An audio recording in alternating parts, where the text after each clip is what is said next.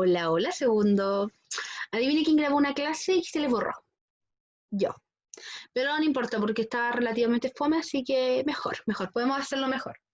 Aparte de esta materia es súper entretenida, así que no tiene que ser un poco más dinámica. Chicos, hoy día empezamos la unidad 2, el mundo bipolar. Esta unidad se centra en todo lo que ocurrió después de la Segunda Guerra Mundial y vamos a terminar el año 91, 89, dependiendo cuál es el hecho que a usted le parece más relevante. Es interesante ver de esto que el periodo comprendido entre la Segunda Guerra Mundial y la vuelta a las democracias se conoce como Guerra Fría. Guerra Fría es un concepto que vamos a trabajar en profundidad para tratar de entender de dónde viene esta palabra. En la clase de hoy nos vamos a centrar en qué es la Guerra Fría, por qué se llama así, qué tiene de frío en realidad. Vamos a ver los bloques antagónicos, vamos a ver quiénes son los polos que van a estar chocando aquí. Vamos a ver los hotspots, que es un concepto que se refiere a los puntos calientes, esa es como la traducción, y por qué hay puntos calientes en una guerra fría. Y finalmente vamos a analizar un poco este mundo bipolar, qué está ocurriendo. Recordemos que este periodo es bastante largo, son como 50 y algo de años, porque es desde después de la Segunda Guerra hasta ya entrado a los 90. Entonces hay varias cosas que están pasando, hay varios cambios que se están desarrollando, la gente de los 50 no es la misma que la gente del 90. Entonces vamos a ver que es un proceso más o menos largo, pero que a la vez va a tener algunos cambios, ¿cachai? Entonces vamos a tratar de enfocarnos en ello. Vamos a ir un poquito más lento porque igual hay harta materia aquí. Y les recuerdo que subí un PDF donde está la información sobre los hotspots, cosa de no tratar de centrarme tanto en ellos, sino que puedan entender más bien los procesos que se desarrollan. Ahí están todos los datos. Así que por favor lea el PDF, no es tan largo, tiene 2 o 3 hojas, no más. Y está separado por título, así que usted sabe. Partamos. El concepto Guerra Fría. Necesito que entiendan varias cosas. Guerra Fría. Ya, son dos conceptos, ¿no? Son dos palabras que forman un concepto. Esta guerra no va a ser entendida como las guerras que teníamos antes. Esto no es como la Primera Guerra Mundial o la Segunda Guerra Mundial. Esto no es un conflicto armado ubicado en un territorio con bombardeos, con tropas, con todo lo que eso significa. No, sáquense esa idea de Guerra Fría. Esta guerra, tal como dice la palabra, va a ser más ideológica. De hecho, quiero que entiendan este concepto de Cold War o Guerra Fría como una guerra netamente ideológica. ¿Qué vamos a tener aquí? Vamos a tener dos superpotencias en pugna y van a generar un conflicto tan grande que esta influencia que ellos tienen se va a empezar a expandir por todo el mundo. ¿Qué tienen que tener presente aquí? Vamos a tener a Estados Unidos, el gran ganador de la Segunda Guerra Mundial, y por el otro lado, bueno, la otra acá, vamos a tener a la Unión Soviética. La Unión Soviética que logra consolidarse después de la Segunda Guerra Mundial. Si usted hace un recap, recordará que la Rusia como tal, después de todo lo que pasó con los Césares, con los zares, después de su participación en la guerra, cómo agarró Polonia, todo este proceso empezó a consolidarse como una entidad un poco más grande, y eso se lo debe a Stalin. Stalin, recuerda que unificó este territorio, empezó con esta idea del Estado fuerte, de la economía centralizada, y estructuró la Unión Soviética. Mientras que por otro lado, Estados Unidos entra en esta Segunda Guerra Mundial, es uno de los aliados más poderosos, ayuda en el desembarco en Normandía, bombardea a Japón y finalmente queda erguido como el gran ganador de esta guerra. Estas dos superpotencias tienen ideologías políticas diferentes e ideologías económicas diferentes. Y como son diferentes, van a empezar a chocar unas con otras.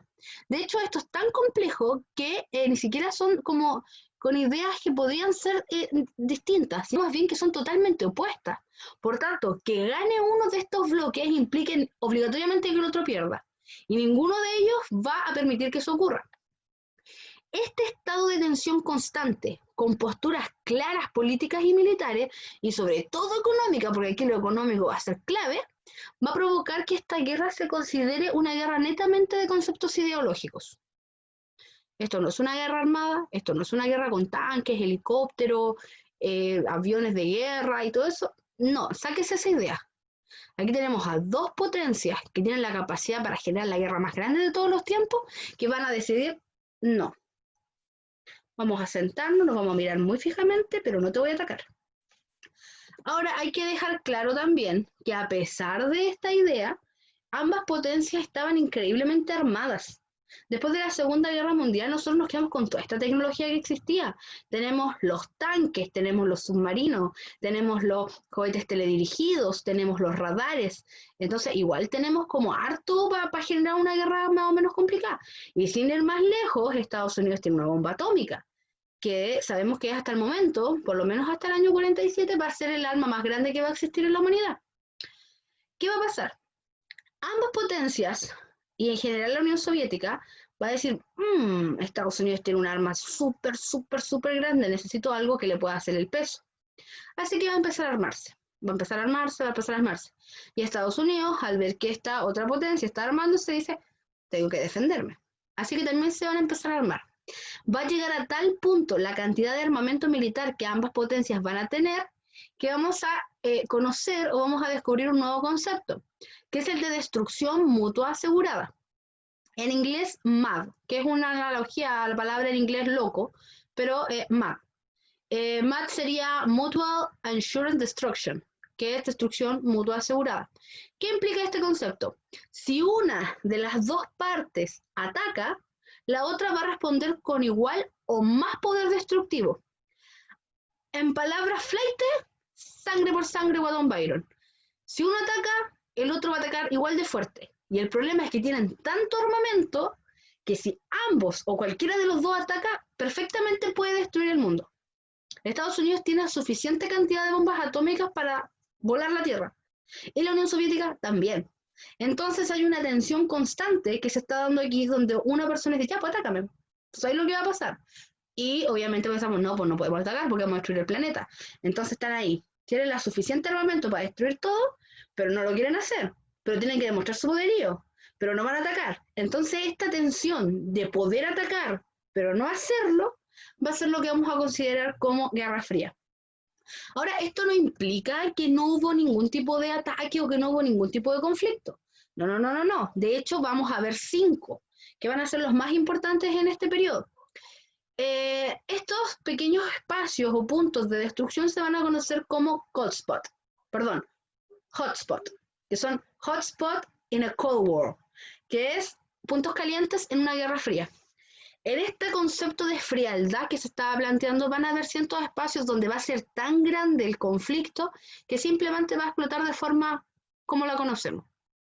Imagine una olla a presión, por ejemplo, que va a estar ahí calentándose. No va a pasar nada, está ahí la olla. Pero en algún momento la presión va a ser tan grande que por alguna parte se va a salir la presión. Esos espacios van a ser conocidos como puntos calientes, que van a ser lugares donde van a haber conflictos armados, sangrientos, en representación de cada una de estas posturas. Vamos a ver.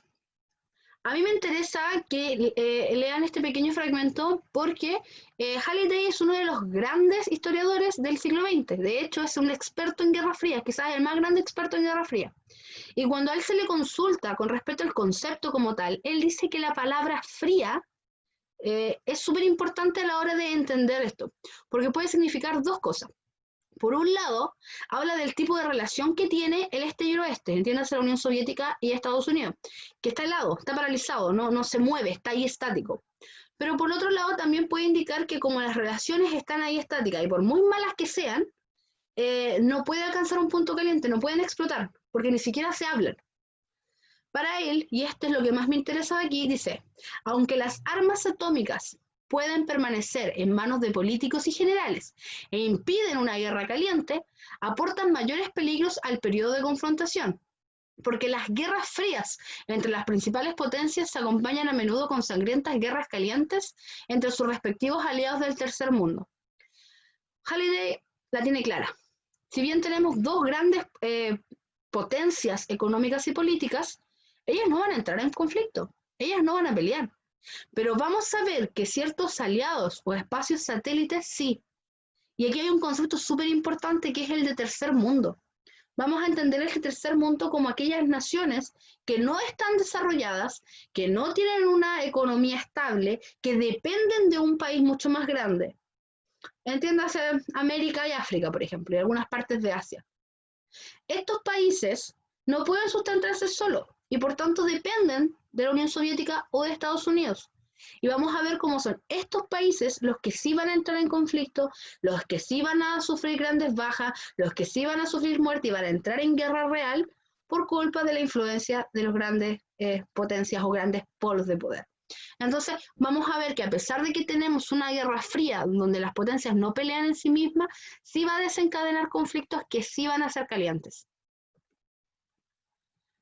Si nosotros tomamos este concepto ideológico y lo llevamos a los actores principales, nos vamos a dar cuenta que tenemos bloques antagónicos. ¿Qué quiere decir esto? Que si bien tenemos dos posturas, estas dos posturas se van a contraponer. No solamente son diferentes, son opuestas. Por tanto, no pueden convivir pacíficamente, pero están tan armadas que tampoco pueden pelearlas. La polarización o división del mundo se va a armar en dos bloques, y me encanta esta imagen, porque este es el póster de Rocky 4. Rocky 4 es una de las mejores películas para hablar de Guerra Fría. Representa tan bien la ideología de cada una de las partes, sobre todo la batalla de Apollo Creed. Apollo Creed contra Iván Drago, todo lo que tú necesitas saber de los 70 y 60, ahí está. ¿Qué pasa aquí? Vamos a tener dos posturas políticas diferentes, vamos a tener dos bloques diferentes que va a llegar al punto en que el planeta completo va a estar dividido en dos. ¿Se acuerdan lo que representa, por ejemplo, el muro de Berlín? Esta división de Alemania.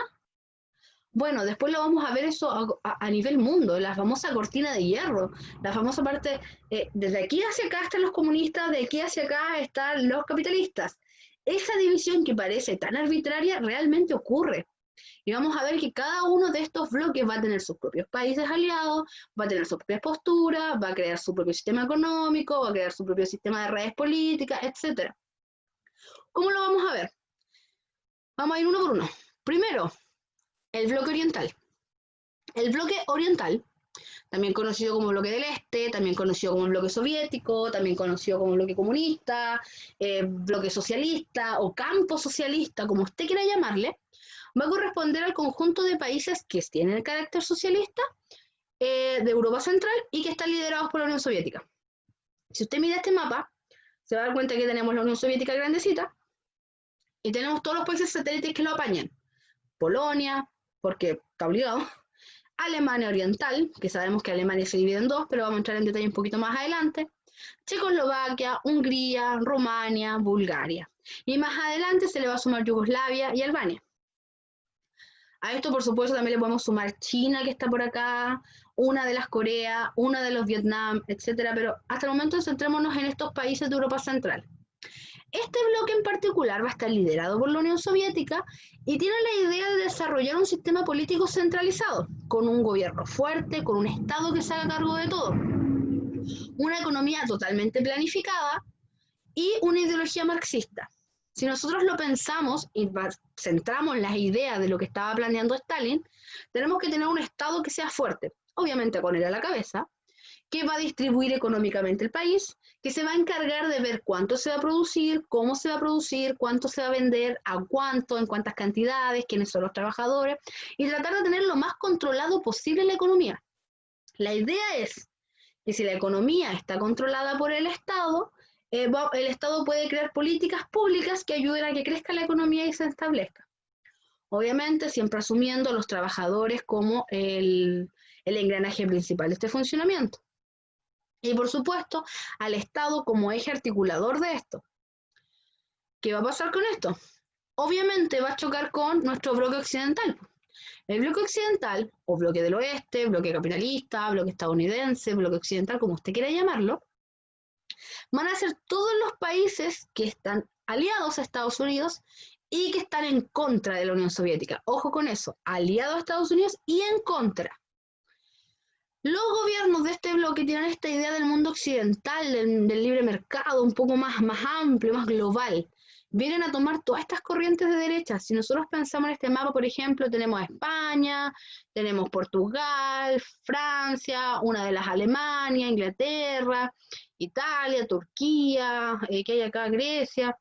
Vamos a ver todos estos países que primero que nada estaban disconformes con un sistema político totalitario, por tanto se centran en la idea de un gobierno democrático, pero a la vez tiene una economía capitalista y una ideología liberal. Si usted se acuerda de lo que vimos en primero medio o lo que vimos a principio de año, tenemos este pensamiento burgués de la acumulación de la riqueza, del trabajo individual, de las ganancias producidas por tu trabajo, del ahorro, de ostentar, estas ideas que son más de corte liberal, pero centrados en una economía capitalista. Y aquí está el punto importante, en una economía capitalista, con estas ideologías, viene todo lo que planteaba Adam Smith en su momento. Esta idea de que el mercado se regula solo, que las empresas no tienen que tener influencia del Estado, que los precios los va a dictar el mismo mercado, porque si más personas venden un producto, los valores tienden a regularse solos, el que más trabaja y más produce puede generar más ingresos, toda esta idea del triunfo individual, esta idea de la fijación automática de los precios, la mano invisible que planteaba Adam Smith, todo eso viene a plantearlo aquí, que obviamente choca con la idea socialista de que el Estado debería hacerse cargo, puesto que para los capitalistas el mercado se regula solo. Sé que suena un poquito simplista, pero lo vamos a ver en profundidad, esto se ve en tercero medio y nuevamente en cuarto medio, entonces por eso no entramos tan en profundo en esto. Pero me interesa que tengan claro que una de las posturas socialistas, el Estado primero, economía marxista, esta teoría de controlado, de estructurado, de los bienes de producción, del trabajador, versus un concepto económico que se basa en el libre mercado solo, en el trabajo personal, en el crecimiento de capital, la acumulación de riqueza, el Estado no se mete, ¿entienden esas ideas? Son totalmente opuestas. Vamos a ver que más adelante, hacia los 90, la respuesta parece ser la mezcla entre ambas cosas, pero hasta el momento vamos a tener dos puntos totalmente separados. ¿Qué nos va a llevar esto? A que tengamos un mundo totalmente dividido. De hecho, aquí si usted mira este hermoso mapa que yo le traje, se va a dar cuenta que los colores están más que marcados. Tenemos por un lado, y ojo porque les puse los nombres aquí, pero los vamos a ver en profundidad en la siguiente diapo, tenemos la OTAN, o la Unión del Tratado del Atlántico Norte, que son los países que están apoyando políticamente a Estados Unidos. Son todos estos que son como azulitos, así como oscuros, así como oscuritos.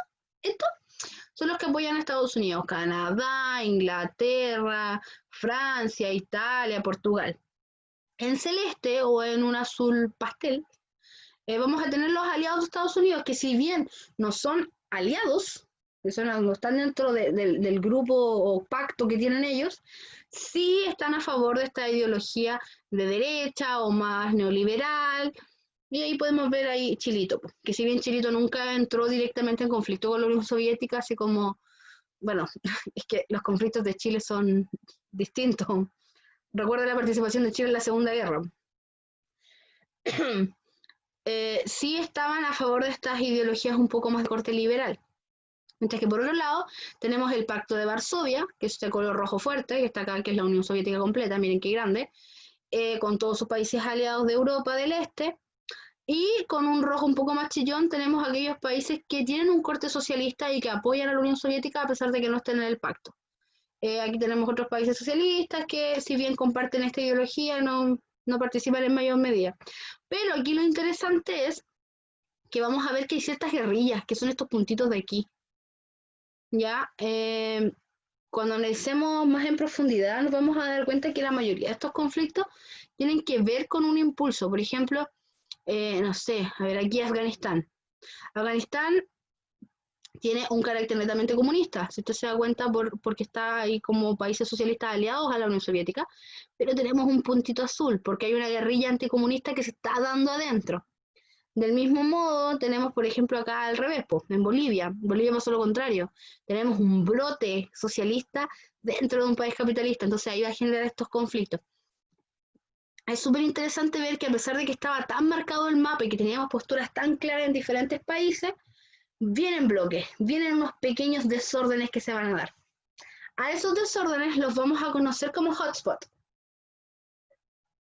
Hotspot es la contracción de dos palabras, hot, caliente, spot, punto. Creo, o espacio también puede ser. Los hotspots son aquellos espacios donde se va a desarrollar un conflicto bélico armado dentro de la Guerra Fría. Hay varios, Yo consideré 5 que son los más importantes. Estos 5 puntos son súper, súper, súper importantes porque van a provocar ciertos cambios en la estructura completa del planeta.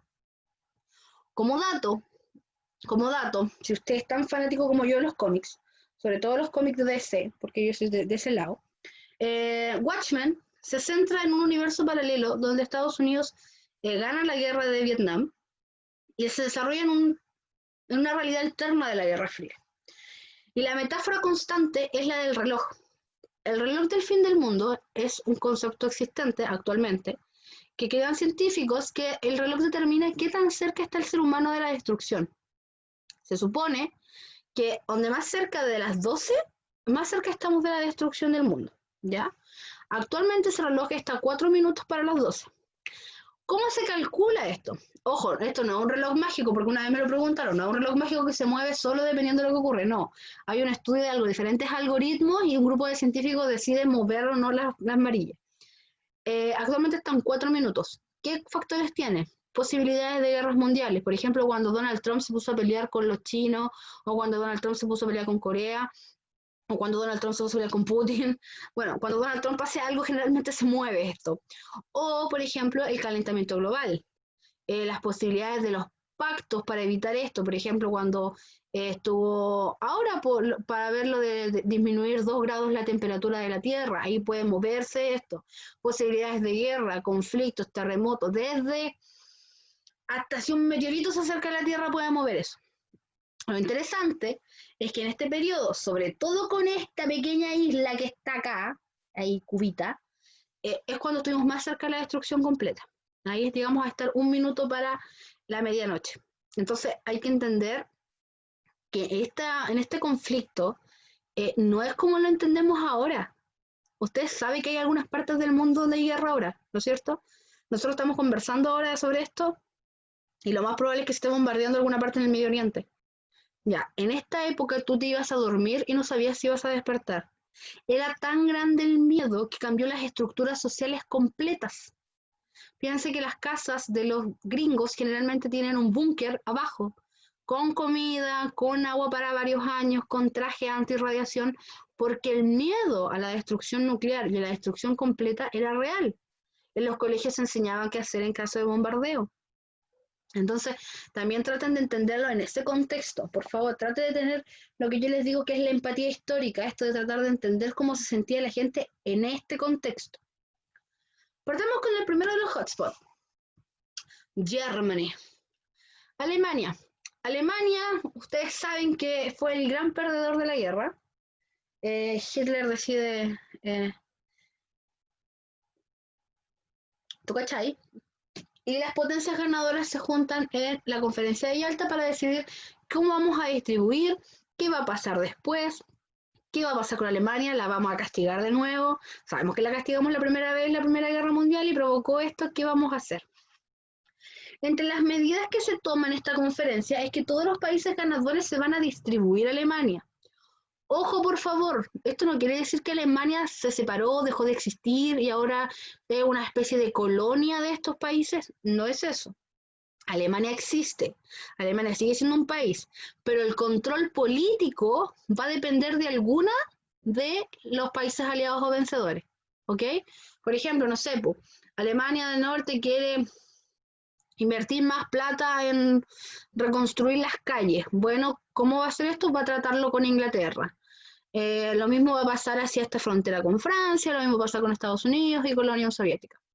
Cada una de estas partes va a tener algún tipo de control político sobre un territorio.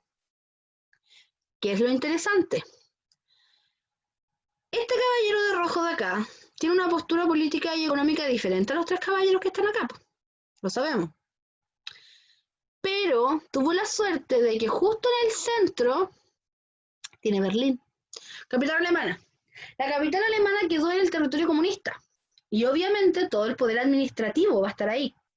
Así que los otros países dijeron, bueno, si dividimos Alemania completa, también dividamos Berlín. ¿Qué va a pasar? Berlín también se va a dividir en 4, cada uno va a tener control de uno de estos lugares.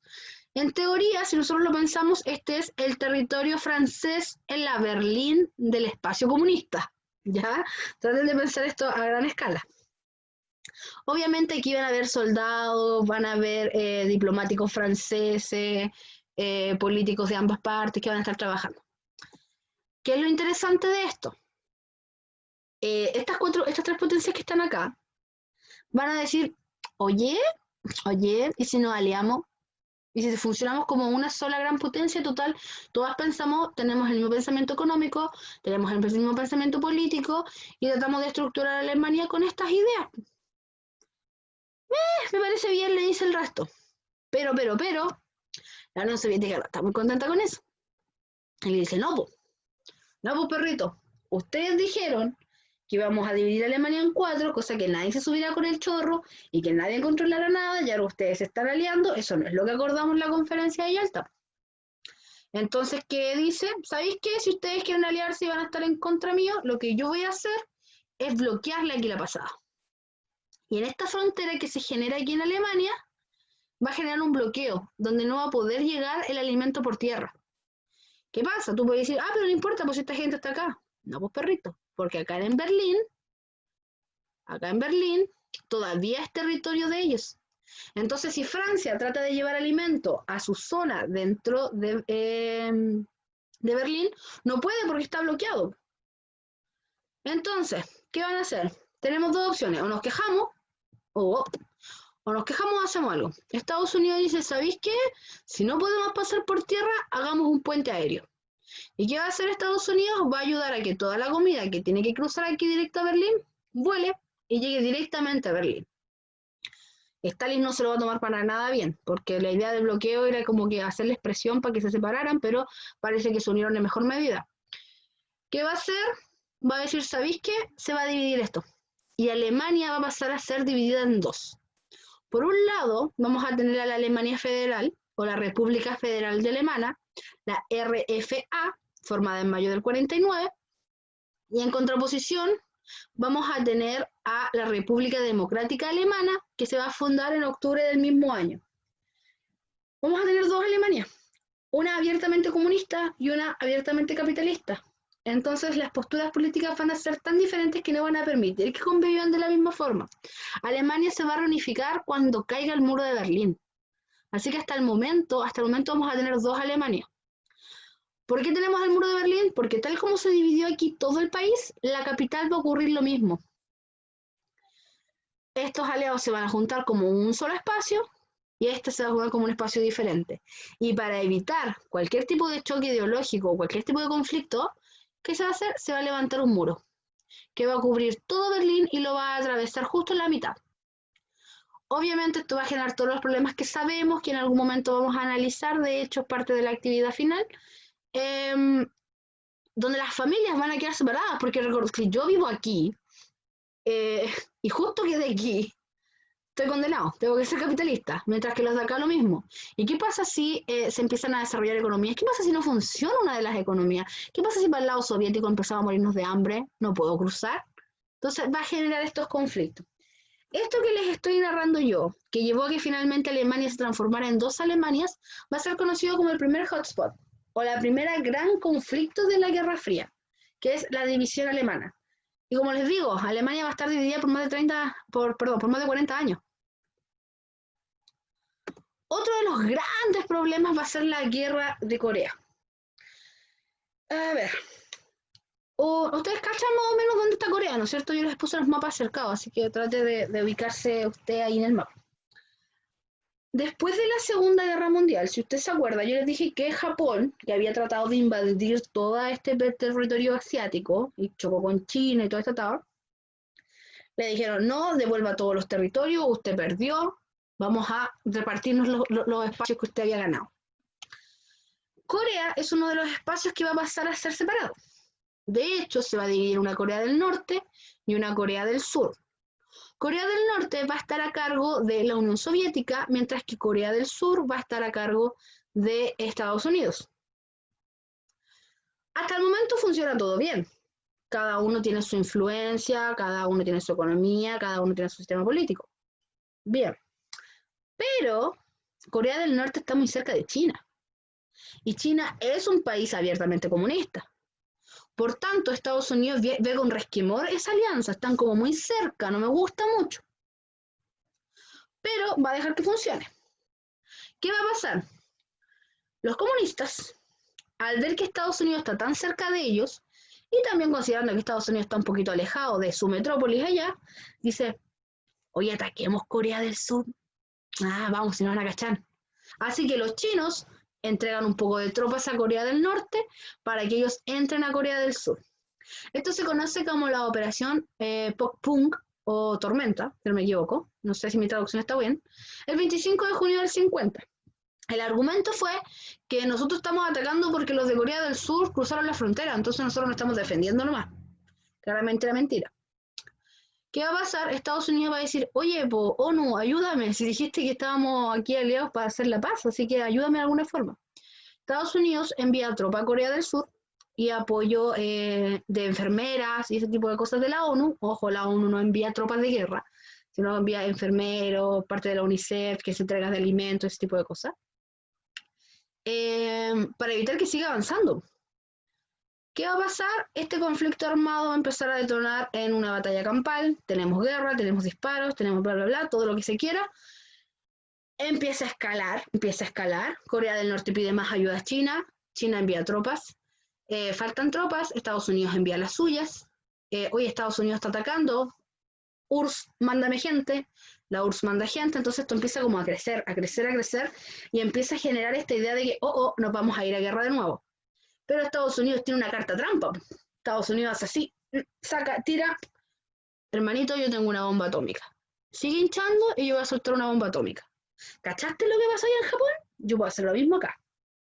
Y obviamente a China, viendo esta demostración de poder y masculinidad de los gringos, dice, ¿sabéis que yo no voy a seguir peleando aquí? Porque yo no puedo recibir una bomba atómica, así que estáis solito Corea, arréglatelas ahí. Corea, al no tener suficiente contingente y ya perdiendo un poquito el apoyo de China y diciendo ya, ¿sabéis que mejor no entremos, no hagamos algo de que después nos arrepintamos? Dice ya, delimitemos una frontera y cada uno vive feliz con su lado. Estados Unidos dice, bueno, y deciden hacer una frontera. ¿Cómo termina esto? El paralelo 38 va a ser la línea divisoria entre las dos Coreas. Del 38 hacia arriba va a ser Corea del Norte, con ese gordito tan democrático, abre comillas, que tienen en Corea del Norte, con una postura netamente comunista, mientras que para abajo, del 38 hacia abajo, va a estar todo este mundo K-popper y capitalista apoyado por Estados Unidos. En sí mismo, esta idea y esta división se va a mantener en el tiempo, de hecho aún existe. Y si bien ha tenido algunos conflictos, se ha mantenido relativamente en paz. Las tropas han mantenido en su territorio y han evitado la frontera, así que se ha mantenido relativamente bien. Ahora, obviamente uno se cuestiona porque al final Corea antes era un solo país, entonces también hay familias en un lado y en el otro, pero usted sabe, pues, las fronteras no necesariamente responden a patrones culturales. Vietnam, el ejemplo más claro de la Guerra Fría. La Guerra de Vietnam, yo creo que podría trabajar 2, 3 clases con la Guerra de Vietnam. La Guerra de Vietnam es muy particular. De hecho, yo creo que a todos alguna vez han hablado o escuchado o visto sobre la Guerra de Vietnam. Y si no, usted no ha visto Forrest Gump, porque Forrest Gump se centra en esta guerra. En la maldita Guerra de Vietnam. La Guerra de Vietnam, al igual que la Guerra de Corea, tiene su base o sus causas en una guerra anterior, que es la Guerra Indochina, que ocurre después de la Segunda Guerra Mundial entre el 46 y el 54, donde los territorios de Vietnam también pasan a ser separados en dos, uno con una corriente netamente comunista y otro con una corriente netamente capitalista. Ahora, Vietnam del Norte, ojo porque aquí todavía vamos a tener dos Vietnam, Vietnam del Norte va a estar a cargo de Ho Chi Minh, presidente comunista, con apoyo de la Unión Soviética, todo bien. Y Corea del Sur va a estar a cargo de Nyon Dinh Diem, espero haberlo pronunciado bien, no se burlen de mí, que si bien tenía una postura netamente capitalista, no era escogido democrático, es un dictador. Y no es cualquier dictador, es un dictador bastante sanguinario. Y aparte de esto, vamos a tener un grupo armado conocido como el Vietcong, que es el equivalente a, no sé, a ver, Colombia, la FARC, que es un grupo armado de guerrilleros que no respeta al gobierno, que tiene sus propias posturas de lo que está ocurriendo y que defiende ciertos intereses. El Vietcong nace desde Vietnam del Norte, ¿ya? Eso es lo primero que tienen que entender. Ahora, yo sé que muchos tienen en su inconsciente el concepto de que Vietnam peleó contra Estados Unidos, ¿no es cierto? Esta idea de cuál fue el único país que le puede ganar al Capitán América, al Capitán Vietnam, ya. Esa idea nace porque Estados Unidos viene a intervenir en esta guerra. Esta es una guerra de las Vietnam, Vietnam 1 contra Vietnam 2. Estados Unidos entra a esta guerra, pero no es Vietnam contra Estados Unidos. ¿Qué ocurre? El Vietcong en 1950 decide atacar Corea del Sur, argumentando, por supuesto, el trato injusto, qué pasa con este pensamiento capitalista, que estamos explotando a la gente. Recordemos que la mayoría de la gente en Vietnam es arrocera, trabaja en el campo, es muy poco lo que está realmente urbanizado. Igual es un conflicto un poco más grande, pero estoy tratando de simplificar lo más posible para ustedes. El Vietcong ataca a Corea del Sur. Estados Unidos ve una tropa viniendo de Corea del Norte y dice, ¡oh, los comunistas! Y viene con lo que se conoce como la teoría dominó, que dice que si tenemos un país capitalista y es atacado por un comunista y cae, el resto de los países capitalistas también puede caer y no podemos permitir esto. Tal como cae uno, van a caer todos. Y no podemos dejar que el comunismo avance. Sabemos que el comunismo no tiene que avanzar. Así que Estados Unidos decide el año 64 entrar directamente al conflicto y empieza a enviar tropas a Vietnam del Sur para que ataque a Vietnam del Norte. No sé realmente qué tipo de decisión fue esa, no quiero decir que fue buena o que fue mala, pero es una decisión bastante controversial. Primero, la guerra de Vietnam es una de las guerras más televisadas. Debe ser la guerra más televisada. Tú veías las noticias a las 9 y tú veías cómo estaban quemando niños en un arrozal. Era terrible, ¿eh? Y era visto por todos. Entonces los estadounidenses empiezan a cuestionarse qué estamos haciendo allá en Vietnam, po. ¿Qué vamos a ganar nosotros si nos estamos peleando nosotros, si son una guerra nosotros? Obviamente van a empezar a aparecer grupos armados que no van a estar a favor de esto. Aparecen las panteras negras en contra de enviar personas afrodescendientes a la guerra a morir por un país que ni siquiera los quiere acá, porque sabemos que hay un conflicto racista grande en Estados Unidos. Tenemos el movimiento hippie que empieza a cuestionarse si todo esto belicista que tiene Estados Unidos realmente es efectivo. Tenemos familias que se empiezan a levantar y decir, oye, yo no voy a mandar a mi hijo a una guerra, ya va a morir por nada. ¿Ok? Entonces empiezan a cambiar socialmente estas concepciones de Estados Unidos con respecto a la guerra. Pero, de igual modo, va a empezar a tomar más fuerza este conflicto cuando el Vietcong va a avanzar hasta Corea del Sur, acá abajo, y va a atacar Saigón. En Saigón está la embajada de Estados Unidos, que sabemos que las embajadas son territorios de un país en otro país. Por lo tanto, es como que Vietnam del Norte hubiese atacado a Estados Unidos. Obviamente, Estados Unidos dice, ya, vamos a bajar la escoba. Estados Unidos tiene mejor armamento militar, tiene helicópteros, tiene mejores aviones, mejores armas, más soldados, infinitamente mejor que Corea. Pero el Vietcong conoce el territorio. Y particularmente Vietnam no es una zona muy fácil de acceder. Es un lugar bastante hostil. Insisto, si usted vio Forrest Gump, recordará que en un momento Forrest dice, un día empezó a llover y no dejó de llover por 3 años. Es selva, es bosque, es agua, es bichos gigantes. No, los gringos no están acostumbrados a ese tipo de guerra. Ellos tienen una guerra táctica, con armamentos, con tanques. Entonces, cuando tienes una guerrilla, estas guerras de guerrilla, que es estar escondido en los árboles, disparar y desaparecer porque conoces el territorio, ellos no sabían cómo enfrentar eso. Así que empezó a generar muchas bajas en Estados Unidos. Finalmente, después de años de conflicto con grandes derrotas para Estados Unidos, vamos a llegar al Acuerdo de París, donde se le pide a Estados Unidos que repliegue sus tropas. Estados Unidos había tenido ya derrotas sustentables, o sea, estamos hablando de más de 1 millón de personas, y se le pide que repliegue. Se trata de calmar un poco las aguas, principalmente porque Estados Unidos probó mucho armamento en Vietnam. Fíjense, por ejemplo, las bombas de napalm. Napalm es literalmente fuego cayendo del cielo, es como tener un avión lanzallamas.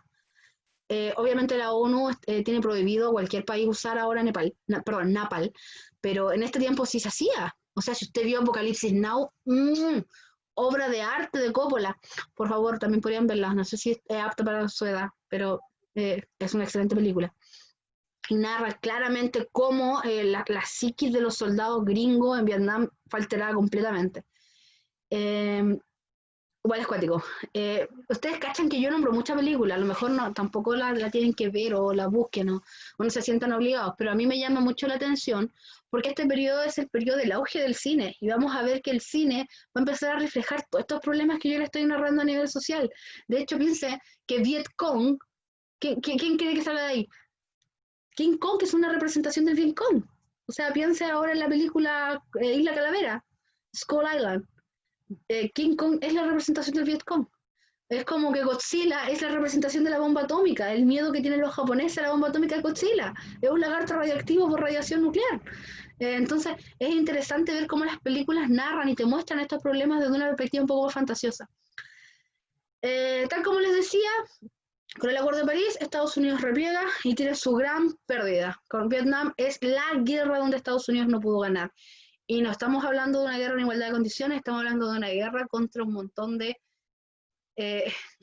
vietnamitas de 1,60 m, flaquitos, mal alimentados, pero que conocían el terreno y sabían cómo enfrentar esta situación. Entonces, ahí nos llama la atención cómo se desarrollan las guerras. A lo mejor estamos tan acostumbrados a estas guerras normales, abre comillas, por favor, porque una guerra no es algo normal, como lo que ocurrió en la Segunda Guerra Mundial, que cuando se cambia la estructura, se está configurando todo. Afganistán. Afganistán también es un territorio súper particular. Afganistán es conocida como la Vietnam de los soviéticos. ¿Por qué? También parte con un conflicto previo. De hecho, Afganistán es uno de los países aliados de la Unión Soviética, pero tuvo una guerra civil. Esto es una guerra entre la República de Afganistán y los muyahidines, que es un grupo terrorista armado, también pequeño, el equivalente al Vietcong, pero acá en Afganistán. Pasó algo muy parecido, muy parecido.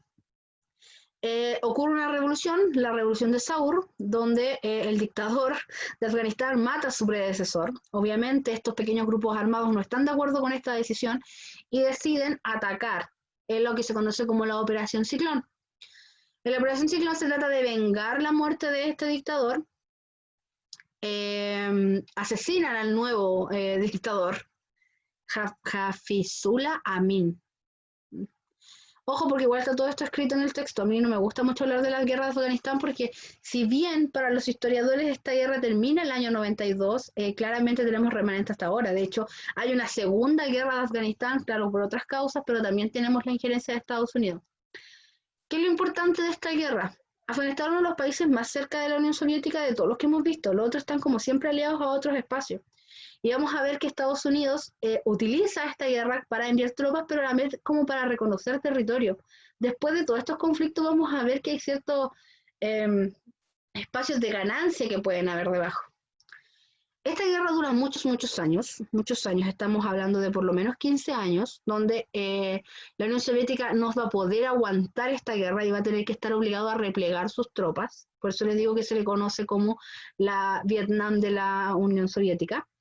Y finalmente termina perdiendo sus territorios. Si bien estos territorios van a seguir teniendo influencia socialista, Estados Unidos claramente va a sentar cabeza aquí y se va a dar cuenta de la ubicación privilegiada y además de la cantidad de petróleo que tiene, y obviamente eso va a desencadenar otros conflictos más adelante. ¿Cómo termina esto? Con un acuerdo de Ginebra, donde se le pide a los soviéticos por favor replegarse y evitar el conflicto. Recordemos que todos estos países, además de tener el conflicto con los países potencia, también tienen conflictos en sí mismos. El Medio Oriente nunca ha sido calmadito, así que es medio complicado. Y del que quiero hablar porque es el más importante de todo y el que más me hace ruido porque lo vamos a volver a ver cuando veamos a Pinochet, es la famosa crisis de los misiles de Cuba. Es súper interesante porque hay tantas cosas pasando simultáneamente y es una seguidilla de cosas que provoca esto. La primera causa para entender la crisis de los misiles de Cuba es la Revolución Cubana. Fulgencio Batista, que es el presidente de Cuba, tenía una relación bastante amorosa con Estados Unidos. De hecho, tenían empresas en común, ellos le vendían azúcar a Estados Unidos tenía varias empresas en Cuba, Pero Fulgencio Batista no era muy competente como presidente y de hecho los tratados que tenía con Estados Unidos lo beneficiaban bien poco. Estados Unidos ganaba demasiado aquí. ¿Qué pasó? El señor Ernesto Che Guevara y por supuesto Fidel Castro generan un golpe de Estado que se conoce como la Revolución Cubana. Agarran un poco de gente, entran y desembarcan en la Bahía de Cochinos, llegan hasta el Palacio Presidencial, sacan a Fulgencio por la mala y se quedan ellos gobernando. Ahora, Fidel Castro obviamente tiene estas tendencias que son claramente más marcadas hacia el comunismo. De hecho, una de las primeras cosas que hace es nacionalizar todas las azucareras. La empresa de luz también pasa a ser de nacionalizada cubana. Y de hecho va a tomar todas las empresas gringas y las va a transformar en cubanas sin pedir permiso a Estados Unidos. Entonces claramente a Estados Unidos no les va a gustar esa idea. Entonces vamos a generar una tensión constante entre Estados Unidos porque está perdiendo un punto estratégico económico, pero a la vez está perdiendo un punto político, porque si Fidel Castro está gobernando Cuba, tenemos un socialista muy, muy cerca de nosotros. Allá lejitos, Stalin dice, hmm, aquí va a funcionar. Pero Stalin muere antes. Y lo sucede Nikita Khrushchev. Nikita Khrushchev es un poquito más radical, pero en otro sentido. Y ve esto como una oportunidad. Tenemos un gobierno socialista muy, muy cerca de Estados Unidos. Y no cerca de cualquier parte, está cerca de Cabo Cañaveral, donde tenemos la base de la NASA. Estamos ¿a qué? A un par de kilómetros de Florida. Podemos hacer algo. Entonces, cortando la historia, Estados Unidos decide poner unos misiles en Turquía, apuntando a la Unión Soviética. La Unión Soviética, para no ser menos, dice, ¿sabéis qué? Pongamos una base militar en Cuba y ponemos misiles apuntando a Florida. Entonces volvemos a tener esta postura de tengo armas, puedo usarlas, puedo destruirte. Saca los tuyos de allá y yo saco los míos de acá. Obviamente ninguna de los dos bandos va a ceder. Entonces, ¿qué va a pasar? El 22 de octubre del 62, Estados Unidos dice, ¿sabéis que vamos a bloquear Cuba? Y va a generar un radio, que es esta línea de aquí. Esa línea, ¿qué significa? Que ningún barco va a poder cruzar esa línea para dejarle mercancía a Cuba, lo cual ponía a Cuba mal enfocada porque no podía recibir comida desde la Unión Soviética y no podía comercializar con ninguno de los países de acá porque ninguno de estos países era comunista. Cuba se empieza a sentir agobiada económicamente, pero, todavía tiene apoyo soviético, de hecho tiene una base militar ubicada ahí. El 27 de octubre, un avión espía de Estados Unidos es derribado por un caza de los soviéticos en Cuba. Esto va a generar graves conflictos. De hecho, aquí van a ser como los días más tensos. Cuando el avión espía es derribado, el presidente dice, ¿sabéis qué? ¿Sabéis qué? Estamos hablando de Kennedy en este momento todavía. Yo no voy a permitir esto. Así que te digo al tiro. Un barco cruza mi bloqueo y yo disparo. Asumiendo que se amenazaba a los soviéticos, como había sido la otra vez, los soviéticos iban a replegarse. Pero Nikita Khrushchev, que era mucho más belicoso, dice, vamos, pues, hácelo. Pero tú moví un solo pelo y te juro que yo disparo mis misiles a Florida. Esa declaración de guerra es la cosa más terrible que ha pasado. El día 28 de octubre se conoce como el día en que la gente no durmió, o el día en que los ojos no parpadearon. ¿Por qué? Porque apenas cruzaba un barco, iba a desenfocar una tercera guerra mundial. Así de simple. 1 kilómetro que se moviera un barco y esta cosa se acababa. Estas tensiones fueron tan terribles durante 2 días, del 27 al 28, 27-28, que realmente no sabemos qué ocurrió. De hecho, tal como dice aquí las consecuencias, hubo un acuerdo entre las dos potencias, pero por debajo de la mesa. ¿Ya? Se decidió que Estados Unidos no iba a atacar, que la Unión Soviética iba a sacar los misiles de ahí, que Estados Unidos iba a sacar los misiles de Turquía, ya no iban a estar apuntando, iban a, entre comillas, sacar el bloqueo, porque vamos a ver que se va a mantener el bloqueo económico por más tiempo, pero el bloqueo económico va a ser solo con los países capitalistas, va a poder recibir comida de los países comunistas, y se va a instalar lo que se conoce como el teléfono rojo. El teléfono rojo es una línea directa entre el Kremlin y la Casa Blanca. La idea era que cuando hubiera otro conflicto como este, pudieran llamarse rápidamente para evitar que escalara a esta escala. Como te digo, Si un barco se hubiera movido 1 metro, hubiéramos estado en una tercera guerra mundial. El 29 de octubre, Nikita Khrushchev envió un mensaje a Fidel Castro diciéndole que iba a tener su apoyo, obviamente económico y de alimentación, pero que no se meta con Estados Unidos, que eso no es un problema de ellos. Y la crisis de los misiles es sanidad en 2 días. Pero en lo más cercano que hemos estado a una tercera guerra mundial y considerando el nivel de armamento que teníamos, lo más probable es que no lo hubiéramos contado. Ahora, nos queda lo último. Este mundo nuevo, que parece estar bien agitado, tenemos hartos problemas, va a tener hartas características interesantes. Porque como ya nos dimos cuenta, tenemos un polo que tiene que demostrar que es mejor que el otro polo, ¿no? Entonces, ¿qué va a pasar? Va a buscar formas en que uno le va a ganar al otro. La idea de esto es igual que en un gobierno totalitario, tratar de alcanzar la mayor cantidad de partes del mundo. Esa es la primera idea. Necesitamos que el capitalismo se expanda y por otro lado necesitamos que el comunismo se expanda.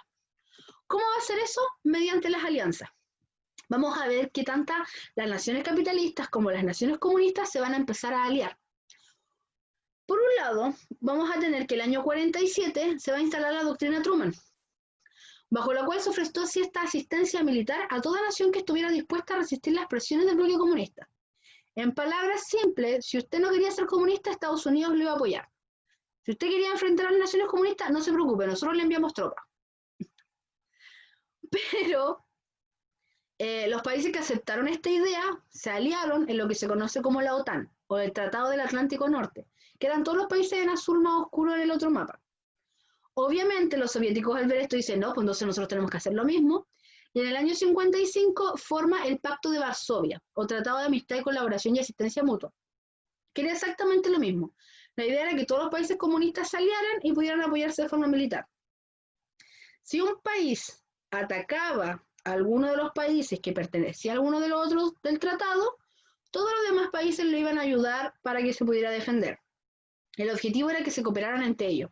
La idea era mantener la paz, pero en realidad era tratar de evitar el conflicto con los otros países y tratar de que no avanzara la otra corriente ideológica. Por otro lado, también se desarrollaron alianzas económicas. El Plan Marshall fue concebido como un complemento a la doctrina Truman. Si bien se dijo que te vamos a apoyar a ti a nivel militar con otros países, también te vamos a dar platita, también vamos a apoyar económicamente. Entonces, ¿qué van a hacer? Para reactivar esta economía y esta industria, recuerden que salimos de una guerra, el Plan Marshall va a decir, ya, yo te voy a prestar plata, te voy a prestar bonos, te voy a prestar personas que saben de economía, que te van a ayudar a administrar esto. Esto va a impedir que surja el famoso efecto dominó que les estaba contando. ¿Por qué? Porque si un país entra al comunismo no va a salir, po. Entonces necesitamos que este país se mantenga capitalista. Y la única forma de que se mantenga capitalista es que tenga plata.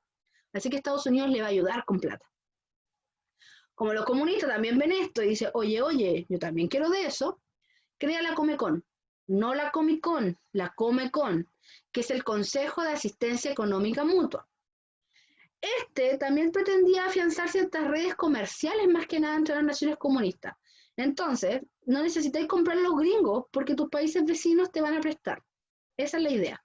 Entonces tenemos que estas alianzas que eran ideológicas van a tener su propio grupito donde van a compartir asistencia militar, asistencia política y a la vez le van a prestar platas entre ellos para que no tengan que mezclarse. La idea es que se separen totalmente, que no necesiten ayuda de ninguno de los otros países. Son ellos versus ellos. Uno de los temas que más me gusta a mí es la carrera espacial, porque demuestra que la Guerra Fría funciona en todos los niveles. Literalmente, esto es una competencia para ver quién es el más bacán. Así de simple. ¿Quién? Porque, seamos objetivos, ¿cuál es la finalidad de ir al espacio? En esta época, por supuesto. ¿Para qué va a ir a la Luna? No hay como una razón más allá de demostrar tu superioridad tecnológica, de demostrar tu superioridad técnica, de que tus ingenieros son mejores, de que tus científicos son mejores. Ahora, es interesante el resultado, porque todos recordamos que Estados Unidos gana esta carrera espacial. Pero si yo les muestro los hechos más importantes, uno podría entrar a dudarlo. Si nosotros ordenamos esta línea de tiempo, el 4 de octubre, la Unión Soviética gana, de hecho, da el primer impulso con la creación del Sputnik, El Sputnik es el primer satélite en orbitar el planeta. Ese mismo año, el 3 de noviembre, envía a la perra Laika a orbitar. La perra Laika es el primer ser vivo en salir del planeta. Otra victoria para la Unión Soviética. El año 61, el gran Yuri Gagarin llega al espacio, convirtiéndose en el primer ser humano en salir del planeta. Es el hijo del carpintero que salió al espacio. Interesante. Ese mismo año, el 25 de mayo, Kennedy da su famoso discurso. El discurso de Kennedy sobre la carrera espacial está en YouTube, por si quieren verlo. Voy a dejarles el link para que lo vean. Donde él dice una frase que a mí me encanta, porque dice, si nosotros llegamos a la Luna, seremos los primeros y todos los demás no. Así que ahí resume todo este conflicto. ¿Quién es el primero? Independiente si los otros llegan, independiente si tienen la misma tecnología, el primero y el resto. Así funciona. En el 63, Valentina Tereshkova es la primera mujer en llegar al espacio, también para la Unión Soviética. En el 65, el 18 de marzo, Alexei Leonov hace el primer paseo espacial, que es salir con el traje desde tu nave y caminar en el espacio. El 4 y al 18 de diciembre, el Gemini 6 y 7 es lanzado. Son plataformas espaciales también de los soviéticos. El 24 de abril, Vladimir Kamarov muere en el Soyuz Z. Es la primera persona en morir en el espacio. Obviamente, es la primera persona en habitar también bastante tiempo en el espacio. Él estuvo como 4 meses ahí. Ya no es que logró morirse en el espacio. Pero todo este hermoso bagaje que hacen los soviéticos se ve opacado cuando el 20 de julio de 1969 Neil Armstrong camina por primera vez sobre la Luna en el Apolo 11. Es súper interesante, nosotros nos acordamos de Neil Armstrong, Buzz Aldrin, de hecho ahí viene Buzz Lightyear. Buzz Aldrin es la segunda persona en caminar en la Luna. La NASA es un programa espacial que tiene una cantidad inconsiderable de recursos, pero en esta época es desconfigurable, o sea, no podéis ni dimensionar la cantidad de plata que está invirtiendo la NASA en poder generar una nave que pueda llegar al espacio. Que de hecho es bien cuestionado porque se le cuestiona a Estados Unidos, oye, ¿cuánta plata estáis invirtiendo en esto que no está dando resultados? Porque estamos hablando de casi 2 décadas, versus una guerra que estamos perdiendo en Vietnam, versus el hambre que está pasando aquí, la crisis económica, bla, bla, bla, bla, bla, bla, bla. Pero todo eso parece olvidarse cuando Neil Armstrong dice, esto es un pequeño paso para el hombre, un gran salto para la humanidad. Los gringos ganan. ¿Por qué es interesante esto? Porque demuestra nuevamente que hay una competencia constante, hay que ganar en todos los flancos. Esto no es solamente quién tiene mejores armas, es quién tiene mejor ingeniero, quién tiene mejor inteligencia, quién tiene más plata, quién tiene más todo. Este tipo de competencia es. La carrera nuclear. La carrera nuclear también es importante. Del mismo modo que tenemos ingenieros tratando de generar una forma segura de salir del planeta y ir al espacio, tenemos ingenieros creando armas. Y no es menor, porque sabemos que Estados Unidos tiene una bomba atómica y sabemos lo que puede hacer. Vimos lo que ocurrió en Hiroshima y Nagasaki. El año 49, la Unión Soviética crea su primera bomba atómica. Estamos hablando de 4 años después que Estados Unidos. Con esto, la Unión Soviética alcanza el estado también de potencia nuclear, que es algo que Estados Unidos había tenido como supremacía todo este tiempo. ¿Qué pasó? Estados Unidos dice, no, pues esta es mi carta trampa, no podí. ¿Qué pasa? Estados Unidos empieza a trabajar nuevamente en construir una bomba más grande, más grande, más grande. Y el año 52 crea su primera bomba de hidrógeno, la bomba H. La bomba H tiene un poder destructivo de 250 veces más que la de Hiroshima. Una bomba H es 250 bombas atómicas. Una de esas puede destruir todo Chile. Así como nunca existió Chile. Ese es el nivel de destrucción. Y imagínate que la Unión Soviética al año siguiente crea su propia bomba H y la empiezan a producir en masa. Había tanto armamento, si no me equivoco, habían como 54 cabezas nucleares de bomba de hidrógeno, que si te ponía a pensar, puedes destruir todo. Que obviamente empezaron a desarrollar quién generaba más, quién tenía el arma más grande, quién tenía el arma más destructiva, quién podía generar más de esta arma, y obviamente empezó a generar estas tensiones que les estaba diciendo. Pero vamos a llegar a un punto en que estamos tan armados que no vamos a poder usar esta arma, porque sabemos lo que ocurre si hacemos. Y finalmente vamos a hablar de la vida cotidiana. Y aquí quiero detenerme porque en realidad es súper sutil. La propaganda va a servir como la gran forma de tratar de inculcar nuestras ideologías políticas. Estados Unidos va a crear a todos sus superhéroes en esta época. Capitán América, que si bien nace durante la Guerra Mundial, en un momento desaparece. Cuando Hitler muere ya no es necesario tener un Capitán América. Cumplió su finalidad. Pero con la aparición de esta guerra fría contra la Unión Soviética, vuelve a aparecer una figura patriota que encarne todo este sistema capitalista que ellos tienen. De hecho, este es el momento en que el Capitán América va a dejar de ser un personaje que va y le pega combo a Hitler y va a pasar a ser el representante claro de lo que son los ideales americanos. Va a ser el representante de este sistema neoliberal, va a ser esta idea de la libertad por sobre todo, muy rica, va a ser ese concepto que tenemos ahora de América. Del mismo modo, los soviéticos van a aprovechar su influencia en lo que era la carrera espacial y van a tener esta figura casi como endiosada de Yuri Gagarin, como diciendo nosotros construimos, que es la idea que plantea desde el Estado Nikita Khrushchev, que es nosotros como personas no necesitamos crear un personaje ficticio, nosotros tenemos nuestro propio superhéroe. Se dan cuenta, esta lucha es como, yo ser como de cabro chico. Tú tienes esto, pero yo tengo esto que es mejor. Del mismo modo van a empezar a aparecer propagandas. En Estados Unidos van a ver, de hecho los pueden buscar, hay hartos, que son como panfletos que dicen, por ejemplo, no sé, pues sale todo el país con fuego.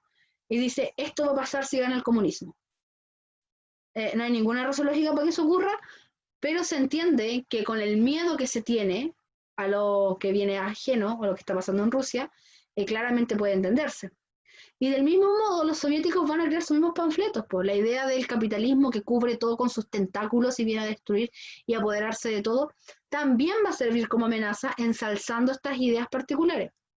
¿Y dónde se va a ver más esto? En los Juegos Olímpicos. Extrañamente en los Juegos Olímpicos. Vamos a ver que cuando se hicieron los Juegos de Invierno en Moscú, mira el tipo de propaganda que tenemos. O sea, no podía ir más lejos a la hora de tratar de mostrar tu pensamiento político. Tenía Lenin, tenía la gente haciendo un Lenin gigante. Claramente, todos los espacios de la vida cotidiana de las personas van a estar cubiertos por este concepto de Guerra Fría.